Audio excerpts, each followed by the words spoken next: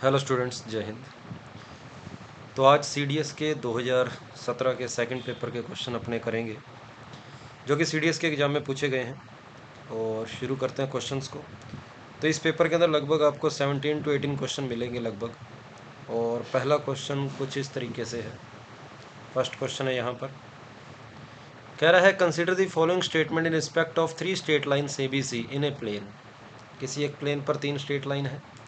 कहता है if A and C are parallel, A और सी को आपस में पैरेलल बोला गया है, और फिर सी के पैरेलल बी को बोला गया है।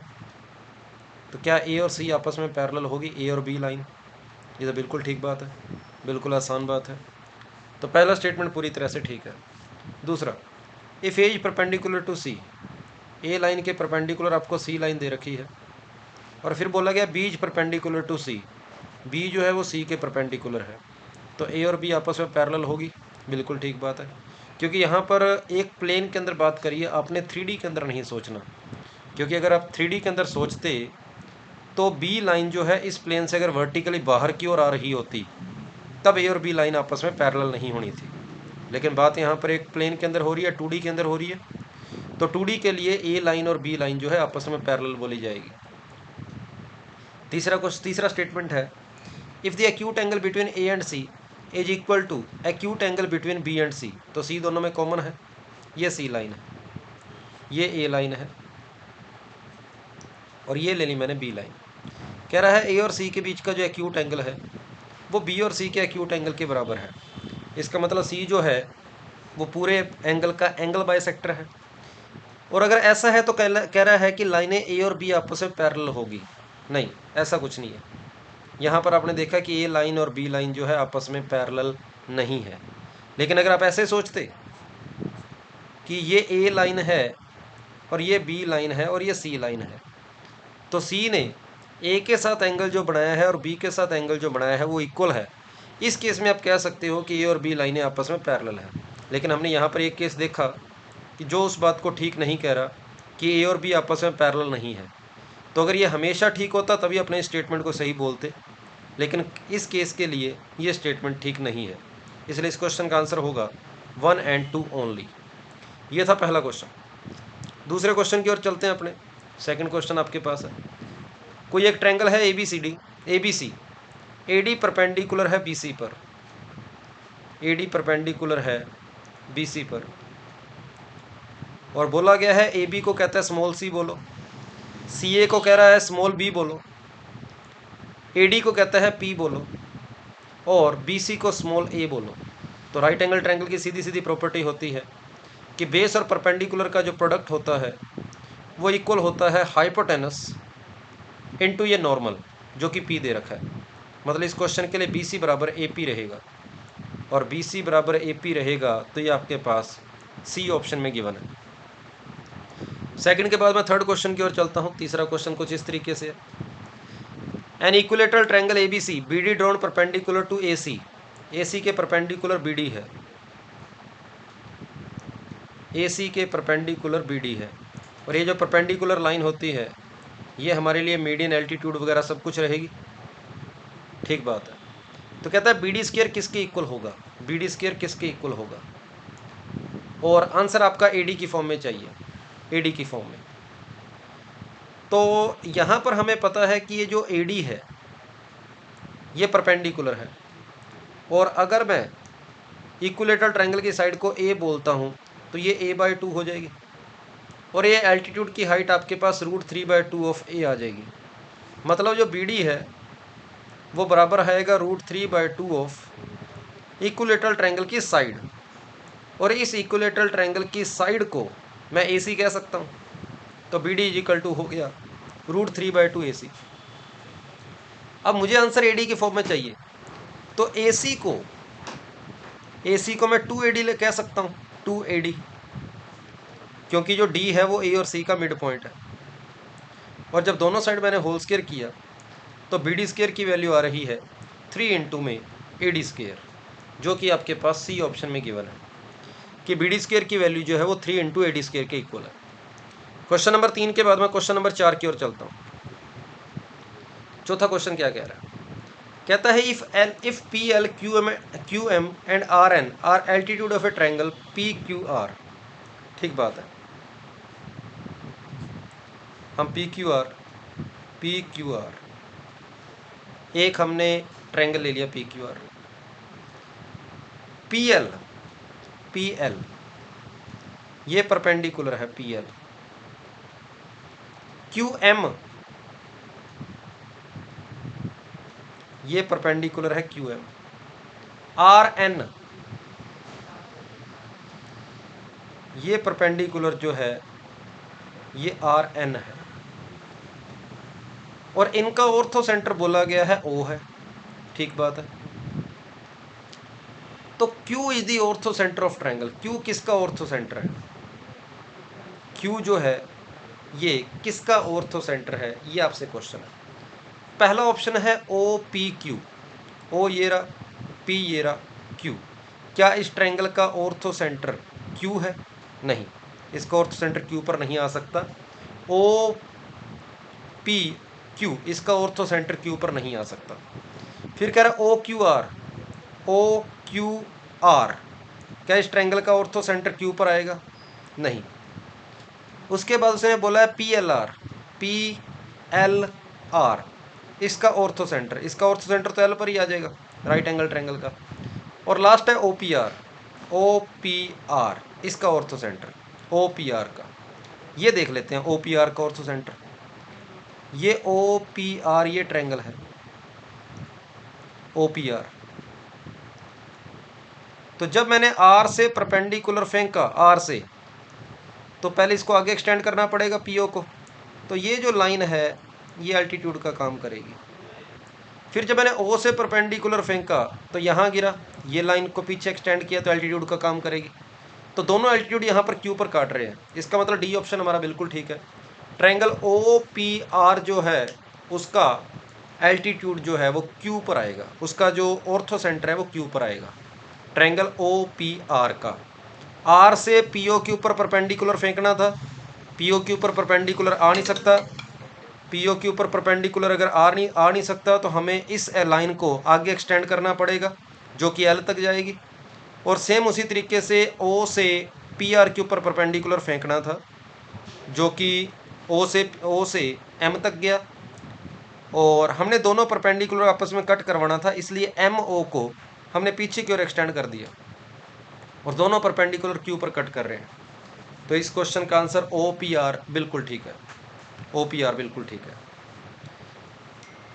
नेक्स्ट चलते हैं क्वेश्चन नंबर 4 के बाद क्वेश्चन नंबर 5 की बात करते हैं। पांचवा क्वेश्चन कुछ इस तरीके से आपके सामने है।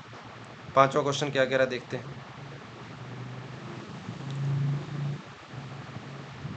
कह रहा है in triangle ABC angle C 90 degree है। ठीक बात है, एंगल सी जो है वो 90 डिग्री है। ये क्वेश्चन नंबर हमारे पास 5 रहेगा। और C D is the perpendicular, C D perpendicular है ए बी पर। ठीक बात है।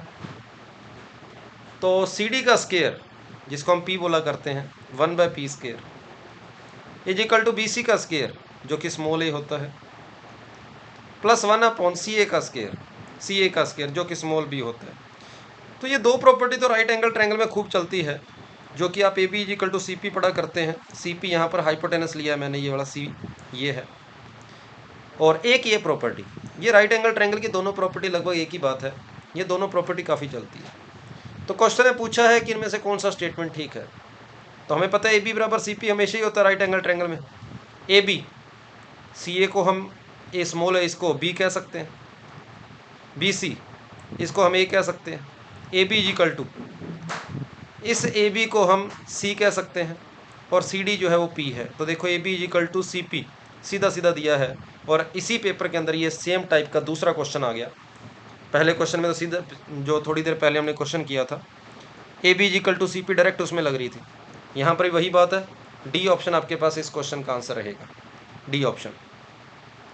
अगर आपने यहाँ पर ये चेक करना हो कि A B is equal to C P ये प्रॉपर्टी कैसे प्रूफ करनी है, यहाँ पर अगर आप ये चीज़ चाहते हैं तो ए स्क्वायर बी स्क्वायर को एलसियम ले लें। ए स्क्वायर बी स्क्वायर को जब आप एलसियम लेंगे तो ऊपर बनेगा ए स्क्वायर प्लस बी स्क्वायर, जिसको पाइथागोरस से सी स्क्वायर लिख देना और फिर क्रॉस मल्टीप्लाई कर देना, आंसर आ जाएगा। एलसीएम लेने के बाद ए स्क्वायर प्लस बी स्क्वायर को सी स्क्वायर लिख देना पाइथागोरस से, क्रॉस मल्टीप्लाई करेंगे, आंसर आ जाएगा। तो पांचवी ये था अपना पास पांचवा क्वेश्चन। क्वेश्चन नंबर 5 के बाद क्वेश्चन नंबर 6 की ओर चलते हैं। क्या बोला गया है? कहते हैं triangle ABC median AD and B intersect at G. Median G पर काट रही है, मतलब जी सेंट्रोइड है, जी हमारे पास सेंट्रोइड है। ये एडी होगी, ये बी है, और ये हमारे पास सेंट्रोइड आ गया। कहता है line D F is drawn parallel to B के पैरेलल एक लाइन खींचनी है डी एफ, बी के बिल्कुल पैरेलल। ठीक बात है, ये दोनों लाइनें पैरेलल है और ये मिड पॉइंट से शुरू हुई है लाइन, क्योंकि डी मिड पॉइंट था तो ये मिड पॉइंट पर ही जाके मिलेगी। सिमिलर ट्रायंगल की प्रॉपर्टी लगाई हमने। फिर बोला है, कहता है यहाँ पर एफ पर मिलती है। ठीक बात है, एफ जो है वो ए सी पर है, बिल्कुल ठीक है। ए सी की लेंथ 9 है, ए सी की लेंथ 9 है, ये बात भी ठीक है। तो उसने पूछा है सी एफ कितना होगा, तो 9 का आधा कर देंगे 4.5 ई से ऊपर रह गया और 4.5 ही ई से नीचे रह गया, और उस 4.5 का भी हाफ कर देंगे तो सी एफ आ जाएगा। तो 4.5 का जब हाफ करेंगे तो 2.25 आ जाएगा। तो क्वेश्चन नंबर 6 का आंसर हमारे पास ए ऑप्शन आ जाएगा। क्वेश्चन नंबर 6 के बाद क्वेश्चन नंबर 7 की ओर बढ़ते हैं। 7वां question, in a triangle P Q R X is the point on P R. किसी ट्रायंगल पी क्यू आर की बात की गई है, किसी ट्रायंगल पी क्यू आर की बात की गई है। कहता है x is the point on P are, P R के ऊपर कोई पॉइंट एक्स है, एक्स, और पी आर की लेंथ 10 है, आर एक्स की लेंथ 4 है, आर एक्स की लेंथ 4 है, ये 4 है तो फिर ये 6 होगी, क्योंकि हमें टोटल 10 दे रखी है। कोई ट्रायंगल पी क्यू आर है, एक्स एक पॉइंट है पी आर के ऊपर, आर एक्स की वैल्यू हमें 4 दे रखी है, तो पी एक्स अपने आप ही 6 बच गई। और y is point on Q R के ऊपर कोई पॉइंट है y, और उसके बारे में बोला है कि वाई आर 2 है और क्यू आर जो है 5 है, तो ये 2 है, टोटल 5 है, टोटल 5 जो है 3 हो गया। अब मैंने ये देखा कि जो रेशो 4 और 6 का है वही रेशो 2 और 3 का है। इसका मतलब इनको अगर मैं मिलाऊंगा तो ये लाइन और ये लाइन पैरेलल बनेगी, मतलब पी क्यू लाइन और एक्स वाई लाइन जो होगी पैरेलल होगी। क्यों पैरेलल होगी? क्योंकि हमने देखा रेशो सेम है, और रेशो सेम कब होते हैं? जब सिमिलर ट्रायंगल लगता है, और सिमिलर ट्रायंगल कब तब लगता है जब यहाँ पर ये लाइन इस लाइन के पैरेलल आए। तो ये बात तो मैं क्लियर होगी कि पी क्यू लाइन और एक्स वाई लाइन पैरेलल है। आगे कहता है इनमें से which one of following correct, इनमें से कौन करेक्ट है? कहता है X Y parallel to P Q. लो भी बात यहीं खत्म होगी। ए ऑप्शन हमारे पास इस क्वेश्चन का आंसर है, ए ऑप्शन हमारे पास इस क्वेश्चन का आंसर है। तो छोटे ट्रायंगल की साइड अगर 2 है तो बड़े ट्रायंगल की साइड 5 है, मतलब 2.5 गुना है। तो इस बात से हम कह सकते हैं कि पी क्यू जो है वो 2.5 गुना होगी किससे? एक्स वाई से। अगर ऐसा कभी ऑप्शन में पड़ा होता वो भी हमारा सही होना था, लेकिन ऐसा है नहीं। क्वेश्चन नंबर 7 के बाद क्वेश्चन नंबर 8 की ओर चलते हैं। 8वां क्वेश्चन क्या कह रहा है? कहता है 1/5 of area of triangle ABC is cut off by a line D parallel to BC. किसी ट्रायंगल एबीसी की बात हो रही है, बीसी के पैरेलल एक लाइन डी है, और ऐसा करने पर कहता है 1/5 एरिया जो है वो चला गया। ठीक बात है, मतलब पूरा अगर एरिया में 5 मानता हूं तो ऊपर वाले का एरिया 1 हो जाएगा, और बड़े ट्रायंगल का एरिया जो है 5 हो जाएगा, तो नीचे का एरिया 4 रह गया। अब क्या बोला आगे? 1/5 of area of triangle ABC is cut off by line D parallel to BC such that D is on A B और ए इज ऑन ए सी। ठीक बात है, बीसी कहता 10 है तो डी क्या होगी? तो हमने देखा कि छोटे ट्रायंगल और बड़े ट्रायंगल के एरिया का रेशो 1/5 है। अगर एरिया का रेशो 1/5 है तो साइड का रेशो जो होगा, साइड्स का जो रेशो होगा वो 1/√5 होगा, अंडर रूट कर देंगे अपने। ये दोनों की साइड्स का रेशो है। छोटे वाले की साइड क्वेश्चन वाले ने पूछी है, जिसको मैंने यहाँ पर एक्स लिख देता हूँ, और बड़े वाले की साइड क्वेश्चन वाले ने 10 दे रखी है। यहाँ से आप एक्स की वैल्यू फाइंड कर सकते हैं, जो कि 10/√5 आएगी, और 10/√5 की वैल्यू आप जानते हैं 2√5 होती है। तो इस क्वेश्चन का आंसर हो जाएगा बी ऑप्शन हो जाएगा। क्वेश्चन नंबर 8 का answer second option. Question number 9 की ओर चलते हैं। क्वेश्चन नंबर 9 क्या बोलता है? The point on the intersection of the perpendicular bisector of the side of a triangle may lie outside the triangle. The point of intersection of perpendicular bisector of the side of a triangle may lie outside the triangle. Perpendicular bisector जहाँ पर काटते हैं वो हमारा circum centre होता है, और circum centre की प्रॉपर्टी होती है कि वो ट्रायंगल के अंदर बाहर ऊपर कहीं पर भी हो सकता है। तो पहला स्टेटमेंट सही है, क्योंकि ऑब्ट्यूस एंगल ट्रायंगल के लिए सर्कम सेंटर जो होता है वो ट्रायंगल के बाहर होता है। सेकंड स्टेटमेंट क्या कहता है? The point of intersection of the perpendicular drawn from the vertices of opposite side of a triangle may lie on two sides. क्या ये बात सही है? परपेंडिकुलर का मतलब फेंकना, मतलब एल्टीट्यूड की बात कर रहा है, और एल्टीट्यूड्स का जो इंटरसेक्शन पॉइंट है मतलब ऑर्थो सेंटर की बात कर रहा है। कहता है ऑर्थो सेंटर कहता है कि क्या किसी ट्रायंगल की दो साइडों के ऊपर लाई कर सकता है? अपोजिट साइड ऑफ ट्रायंगल में लाई ऑन टू साइड्स, बिल्कुल सही बात है। राइट एंगल ट्रायंगल की अगर हम बात करें तो ऑर्थो सेंटर इस जगह पे होता है जहाँ पर 90 डिग्री बनता है। तो देखो ट्रायंगल की दो साइडों पे आ रहा है, तो ऐसे ही संभावना बन सकती है, संभव है। तो दूसरा स्टेटमेंट भी यहाँ पर सही है। इस क्वेश्चन का आंसर सी ऑप्शन रहेगा। क्वेश्चन नंबर 9 के बाद मैं क्वेश्चन नंबर 10 की ओर बढ़ता हूँ। कह रहा है ओ किसी रेक्टेंगल ABCD के अंदर इंटीरियर में कोई एक पॉइंट है। तो ये मैंने एक रेक्टेंगल ले लिया ABCD, इसके अंदर एक पॉइंट कहीं पर भी पड़ा है O, और O को कहता है चारों वर्टिसेस से मिला दो। तो मैंने चारों के साथ मिला दिया। तो हम एक प्रॉपर्टी जानते हैं यहाँ पर राइट रेक्टेंगल में मेनली एक ही प्रॉपर्टी चलती है कि OA का स्क्वायर प्लस OC का स्क्वायर जो होता है वो इक्वल होता है OB का स्क्वायर प्लस OD का स्क्वायर। आमने सामने वाले वर्टेक्स अपने लेते हैं, तो उसने OB का स्क्वायर और OD का स्क्वायर पूछा किसके इक्वल हो जाएगा। तो मेरा ऑप्शन यहाँ पर सीधा सीधा प्रॉपर्टी से सी ऑप्शन आ जाएगा। क्वेश्चन नंबर 10 के बाद मैं 11वें क्वेश्चन की ओर चलता हूँ। क्वेश्चन नंबर 11 क्या कह रहा है? कहता डायगोनल्स ऑफ ए रोम्बस, किसी रोम्बस के दो डायगोनल आपको दे रखे हैं, एक की लेंथ है 20 और एक की लेंथ है 48। तो अगर पहले डायगोनल की टोटल लेंथ 20 है तो ये दोनों 10-10 हो जाएगी, और ये अगर 48 है तो दोनों 24-24 हो जाएगी। और पाइथागोरस से अगर ये 10 है ये 24 है तो पाइथागोरस ट्रिपलेट से 26 आ जाएगी। पूछा गया what is the length of the sides of a rhombus. तो आपके पास 26 इस क्वेश्चन का आंसर है, बी ऑप्शन आ जाएगा 26। ये नकली क्वेश्चन हो गया। क्वेश्चन नंबर 11 के बाद क्वेश्चन नंबर 12 की ओर चलते हैं। कहता है क्लोज पॉलीगन है 6 साइड्स, किसी पॉलीगन की 6 साइड है। One of the angle is 30 degree greater than each of the other angle, other 5 angles. मतलब 5 एंगल को हमने एक्स एक्स एक्स फिर एक्स और एक्स मान लिया। 5 एंगल सेम है, सभी को एक्स मान लिया। उसने बोला जो छठा एंगल है वो इससे 30 ज़्यादा है। कुछ इस तरीके से आपके पास इसके हेक्सागन जो है उसके बारे में बात हो रही है। 6 साइडें हैं, उसके ये सारे एंगल हैं, 6 एंगल है आपके पास। और हमें पता है कि हेक्सागन में इंटीरियर एंगल का सम 720 डिग्री होता है, और यहाँ पर 6x की वैल्यू 690 आ गई, तो x की वैल्यू आपके पास 115 डिग्री आई। क्वेश्चन ने पूछा है कि जो सारे एंगल इक्वल थे उसकी वैल्यू क्या है, तो 115 डिग्री आपके पास इस क्वेश्चन का आंसर है। क्वेश्चन नंबर 12 के बाद मैं क्वेश्चन नंबर 13 की ओर चलता हूँ। क्वेश्चन नंबर 13 क्या कह रहा है? AB और CD कहता है 2 पैरेलल कोड है जो कि आपस में 3 सेंटीमीटर दूर है। ठीक बात है। और सर्कल की आपसे रेडियस पूछी है क्या होगी। एक की लेंथ 10 है और एक की लेंथ आपको दे रखी है 4। चलो मैंने इसके ऊपर परपेंडिकुलर फेंक दिया। छोटी की लेंथ 4 है तो दोनों 2-2 हो जाएगी, AB की बात होगी। CD टोटल 10 है तो ये आपके पास 5-5 हो जाएगी। और हमें सर्कल की रेडियस बतानी है और दोनों के बीच की डिस्टेंस हमें 3 दे रखी है। चलो इसको इससे मिला देते हैं, ये सर्कल की रेडियस R, इसको इससे भी मिला देते हैं, ये भी सर्कल की रेडियस R, और इस लेंथ को मैंने x मान लिया x। तो 2 राइट एंगल ट्रायंगल बन रहे हैं। एक तो ये जिसमें ये हाइपोटेनस का काम कर रहा है, हाइपोटेनस का square is equal to perpendicular का स्क्वायर प्लस बेस का स्क्वायर। फिर दूसरा राइट एंगल ये ट्रायंगल ये बन रहा है जिसमें ये R हाइपोटेनस का काम कर रही है, हाइपोटेनस का square is equal to perpendicular का स्क्वायर प्लस बेस का स्क्वायर।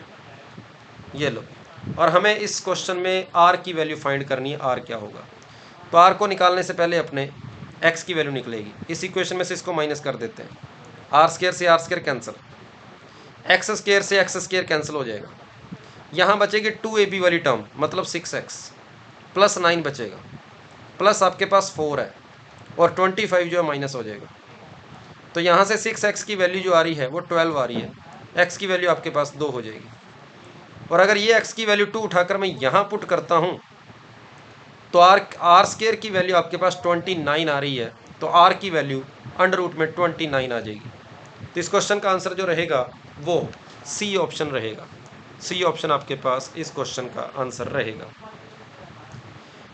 क्वेश्चन नंबर 13 के बाद क्वेश्चन नंबर 14 की ओर चलते हैं। क्वेश्चन नंबर 14 क्या कह रहा है?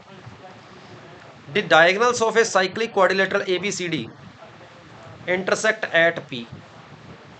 किसी साइक्लिक क्वाड्रिलेटरल की बात हो रही है, इसके डायगोनल बनाने हैं। ये एक साइक्लिक क्वाड्रिलेटरल है, साइक्लिक क्वाड्रिलेटरल।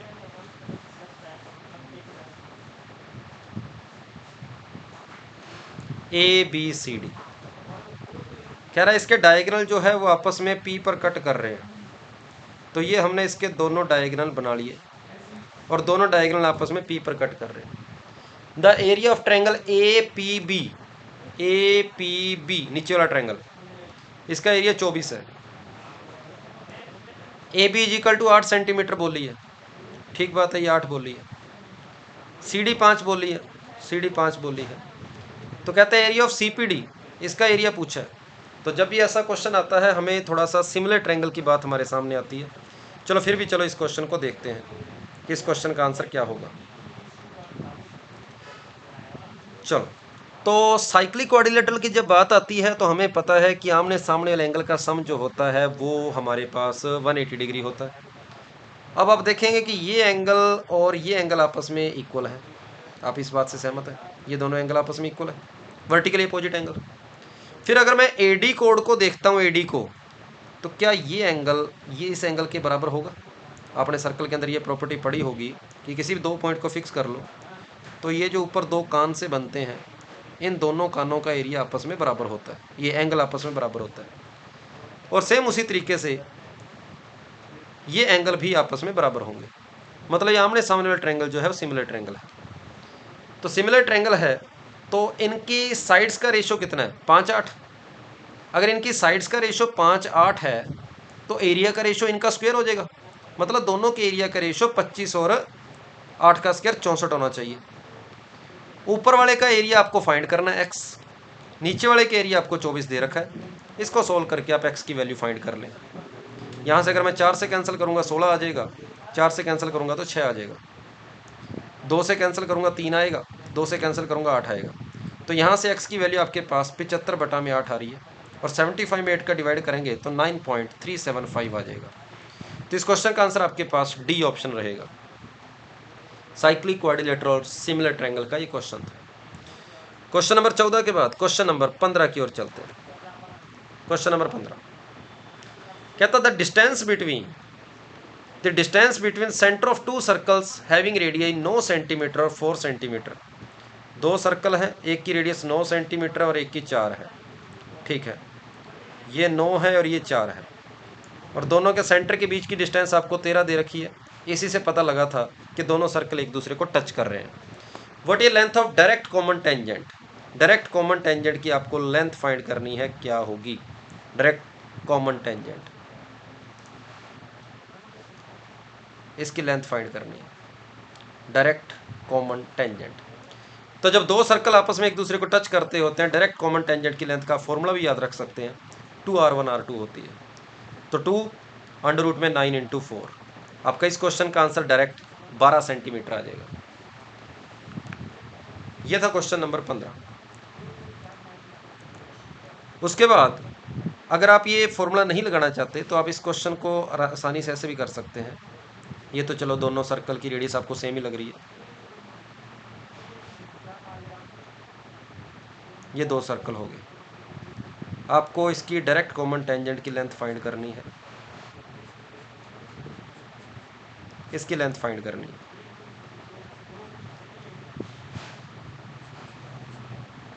तो ये आपके पास 4 है, ये 9 है, ये भी 9 है, ये 4 है। तो आपने क्या करना है, जो आपकी डायरेक्ट कॉमन टेंजेंट है इसकी लेंथ आपने फाइंड करनी है। तो मैंने ये जो दोनों के सेंटर के बीच की डिस्टेंस है 13, इसके पैरेलल एक लाइन खींच दी ताकि बढ़िया से एक रेक्टेंगल बन जाए आपके पास। ये रेक्टेंगल बन जाएगा नीचे। तो ये 9 है, ये 5 है, 4 है, तो ये पीछे 5 बच जाएगी। 9 और 4 ये आपके पास टोटल 13 हो जाएगी। तो पाइथागोरस से इसकी वैल्यू आपके पास 12 आ जाएगी, क्योंकि टेंजेंट 90 डिग्री एंगल पे होती है। यहाँ पर आपके पास 90 डिग्री एंगल बनेगा, क्योंकि टेंजेंट 90 डिग्री एंगल बनाती है। तो इस तरीके से डायरेक्ट कॉमन टेंजेंट की वैल्यू जो है वो 12 सेंटीमीटर आ जाएगी। आप डायरेक्ट ये फॉर्मूला भी याद रख सकते हैं। क्वेश्चन नंबर 15 के बाद क्वेश्चन नंबर 16 की ओर चलते हैं। An arc of circle subtend angle 30 degree at the centre. कोई सर्कल की आर्क है जो एंगल जो सेंटर पर 30 डिग्री 30 डिग्री एंगल बनाती है। ठीक बात है। If length of the arc is 22 centimetre, arc length 22 centimetre है, तो पूछा है व्हाट इज द रेडियस, तो उसका रेडियस क्या होगी, रेडियस। तो हमें पता है आर्क लेंथ का फॉर्मूला होता है पाई आर थीटा बाय 180। ये तब होता है जब थीटा आपको डिग्री में दिया हो। पाई की वैल्यू पुट कर देंगे 22/7। आर मुझे फाइंड करना है। थीटा की वैल्यू क्वेश्चन में 30 दे रखी है अपॉन 180, और आर्क लेंथ की वैल्यू मेरे पास 22 है। 22 से 22 कैंसिल हो गया, 30 से इसको कैंसिल किया 6 बार, तो यहाँ से आर की वैल्यू आपके पास आ रही है 42 आ गई। 42 आ गई, ये तो ज़्यादा हो गया। आर की वैल्यू 42 ज़्यादा होगी ये तो। An arc of circle subtends an angle 30 degree at the centre. ठीक बात है। If length of arc is 22 centimetre, ठीक है, what is the radius of circle. गलती कहाँ है, आर्क लेंथ आर थीटा अगर मैं रेडियन में लगाऊं तो आर्क की वैल्यू 22 है। आर मुझे फाइंड करना है, थीटा मुझे डिग्री में रखना पड़ेगा, रेडियन में रखना पड़ेगा। 30 डिग्री को पाई/6 बोलते हैं, पाई/6। तो यहाँ से 22 बराबर आर इंटू 22/7 इंटू 1/6। 22 से 22 कट गया, आर की वैल्यू 42 आ रही है। ठीक लिया, बिल्कुल ठीक किया है, 42 आंसर आएगा। An arc of circle subtends an angle 30 degree at the centre if the length of the arc is 22 centimetre, तो इसकी रेडियस क्या होगी, रेडियस क्या होगी, रेडियस क्या होगी। तो यहाँ पर है तो कहीं ना कहीं गड़बड़। आर्क की लेंथ दी है 22, ठीक है, रेडियस 42 आएगी, रेडियस 42 आएगी। और अगर रेडियस इतनी कम है तो एंगल थोड़ा ज़्यादा होगा। अगर यही एंगल, अब यहाँ से आर की वैल्यू 7 की टेबल में आ रही है, 7। अगर ये 1 हो, 180 होता, 30 डिग्री की जगह 180 होता, तब आंसर 7 आना था। क्योंकि आंसर तो अगर 22 से 22 को अगर हम कैंसिल करेंगे तो आंसर 7 की टेबल में ही आएगा। 7 की टेबल में सिर्फ एक ऑप्शन है 7 सेंटीमीटर, और 7 सेंटीमीटर तब आएगा जब 30 की जगह 180 आ जाए। तो इस क्वेश्चन के अंदर भाई 100% कोई दिक्कत है, कुछ करेक्शन है, और इसके अंदर जो भी करेक्शन होगी मैं इस वीडियो को कंप्लीट करके अपने कमेंट बॉक्स के अंदर पिन कर दूंगा। और कंसेप्ट आपके सामने ही है, ये फार्मूला है पाई आर थीटा बाय 180, जो कि आर्क लेंथ का फॉर्मूला है। पाई की वैल्यू पुट करेंगे, आर की वैल्यू में फाइंड करनी है, थीटा क्वेश्चन में दे रखा है। अगर इस क्वेश्चन के अंदर यहाँ पर 30 डिग्री की बजाय 180 डिग्री होता, तब मैं 180 से 180 काटता, और तब जाकर आर की वैल्यू जो है वो मेरे पास 7 सेंटीमीटर आती। लेकिन फिलहाल इस क्वेश्चन के लिए आर की वैल्यू 72 सेंटीमीटर है। तो जो भी करेक्शन होगी मैं चेक करके कमेंट बॉक्स के अंदर बता दूंगा। क्वेश्चन नंबर 16 के बाद क्वेश्चन नंबर 17, जो कि हमारा लास्ट क्वेश्चन है, इसके बारे में बात करेंगे। There are 8 lines in a plane, no 2 of which are parallel, what is the maximum number of point at which they can intersect. तो आपका आंसर NC2 होता है। इसको सिंप्लीफाई करके इस कॉम्बिनेशन को आप n इंटू n-1/2 कह सकते हैं। n की वैल्यू यहाँ पर 8 पुट कर देंगे और आपके पास 28 इस क्वेश्चन का आंसर आ जाएगा। क्योंकि इंटरसेक्शन पॉइंट बनाने के लिए मैं n लाइनों में से कोई भी 2 लाइनें चुन लूँ, इंटरसेक्शन पॉइंट बन जाता है। और सिलेक्शन की जब भी बात आती है तो हमें कॉम्बिनेशन की ज़रूरत पड़ती है। इस क्वेश्चन का आंसर 28 रहेगा, सी ऑप्शन आपके पास आंसर है। तो उम्मीद है आपको सारे क्वेश्चन अच्छे से समझ आए होंगे। तो आज की वीडियो के अंदर इतना ही। थैंक यू सभी को, जय हिंद। मिलते हैं अपने अगली वीडियो में।